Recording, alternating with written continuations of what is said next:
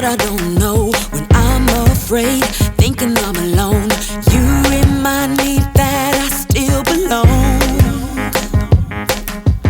God, you help me to grow.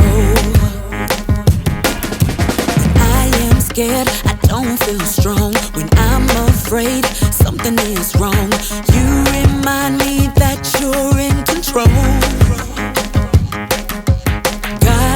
You teach me to know I am learning. You make me so courageous. You make me curious.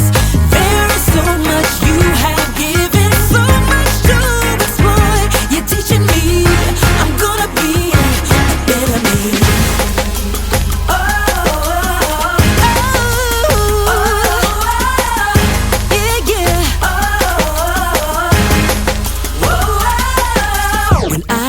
Scared of what I don't know. When I'm afraid, thinking I'm alone, you remind me that I still belong. Oh yeah, God, you help me to grow. When I am scared, I don't feel strong. When I'm afraid, something is wrong, you remind me that you're in control.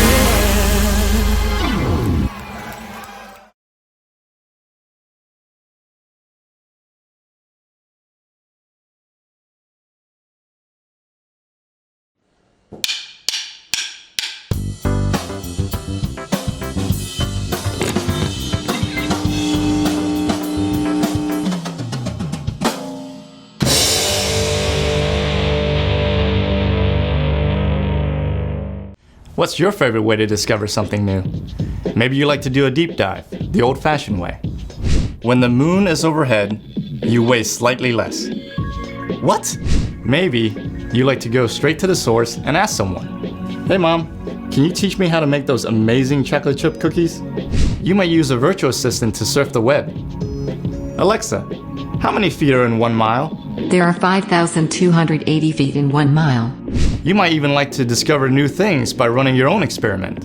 What happens if I leave a piece of string cheese at the bottom of my backpack for 3 weeks?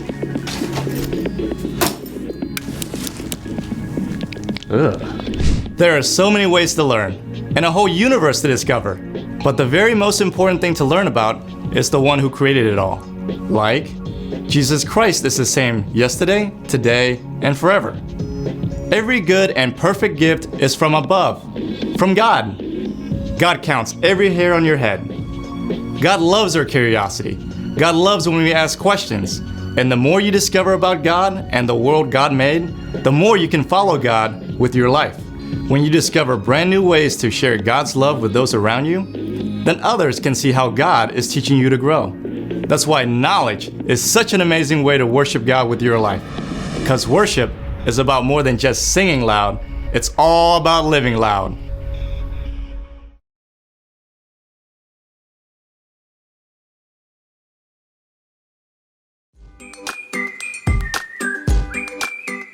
Welcome to Story Lab. This week, we're talking about knowledge, while we take a look at the story of some wise guys who went on an epic road trip.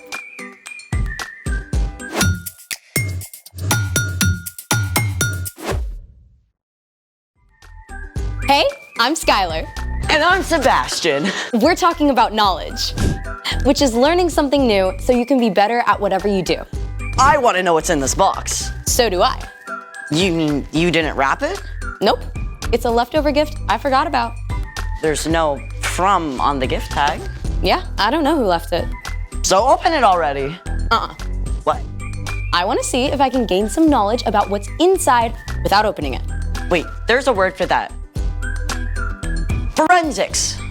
Forensics are scientific tests or techniques used in connection with the detection of crime. Wait, this isn't a crime scene. But it is a mystery. Where do we start? Well, I'm gonna start gaining knowledge about what's inside by using my eyes. It's wrapped perfectly, and the handwriting is kinda swirly. So it's from a girl. That doesn't mean it's from a girl. Handwriting challenge!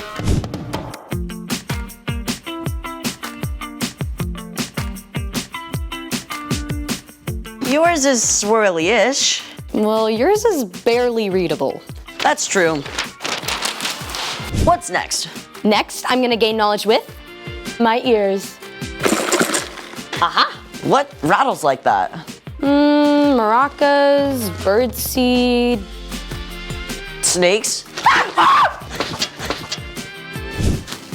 So whatever it is, it rattles and it's from a girl. Maybe from a girl. Eyes, ears. I'm gonna gain some knowledge with my nose. Wait. I'm getting something. Salmon kibble? Sorry, I let my dog lick my face. Ew. Okay, so we've done eyes, ears, and nose to gain knowledge. Taste! I am not licking that box. You're running out of ideas. Too bad we can't do an x-ray. Can we field trip to urgent care? I don't think they take this kind of walk-in. Let's drop it! Ready? Ready.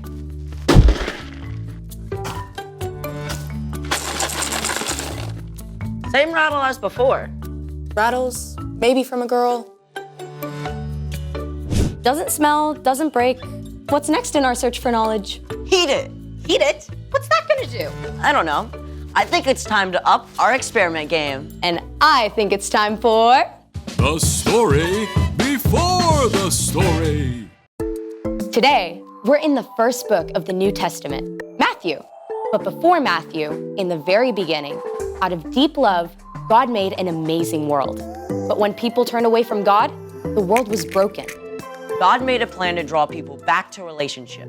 So at the right time, God sent a tiny baby to be born in the small town of Bethlehem, God's very own son, Jesus. Which is where our story starts. Take it away.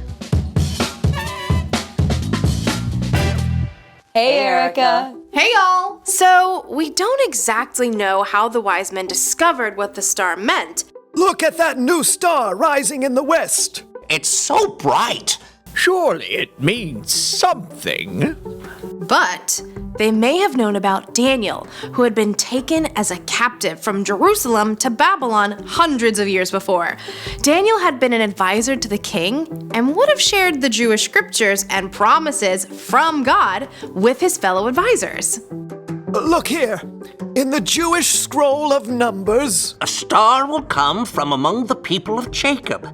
A king will rise up out of Israel. a brand new baby king. Whether the wise men figured out what the star meant from ancient writings, or God spoke to them directly, they did not waste time in doing something with their newfound knowledge. The wise men packed up supplies and gifts and set out on what would have been an epic road trip across the desert. They followed the star for months or even longer, over ancient roads and through steep mountain passes. At last, they arrived in the city of Jerusalem.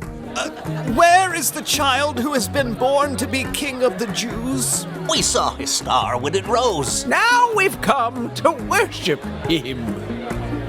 Word of these exotic visitors quickly made its way to King Herod at the palace. Now, Herod had been appointed ruler of Judea by Roman Caesar, but the position was not secure. The last thing he wanted was some upstart new king to challenge him. So, he called for the Jewish priests and teachers of the law. Where's this Jewish Messiah supposed to be born? In Bethlehem. How do you know? The prophet Micah, your majesty. He says, "But you, Bethlehem in the land of Judah, are certainly not the least important among the towns of Judah. A ruler will come out of you. He will rule my people Israel like a shepherd." Oh, well, I see. Have these, wise men come see me, huh? Keep it on the down low. The wise men soon arrived at the palace. King Herod asked to know when the star had appeared and tried to put on a good face on his fear and brewing anger. I want you to go to Bethlehem for me. Search for this child and report back when you find him. Then I can go and, worship him. King Herod had no intention of honoring Jesus. In fact, he wanted to get rid of him. But the wise men didn't know this. They went on their way and were filled with joy when they saw the star again. It went ahead of them until it stopped right over the place where Jesus and his family were staying. Look! It stopped!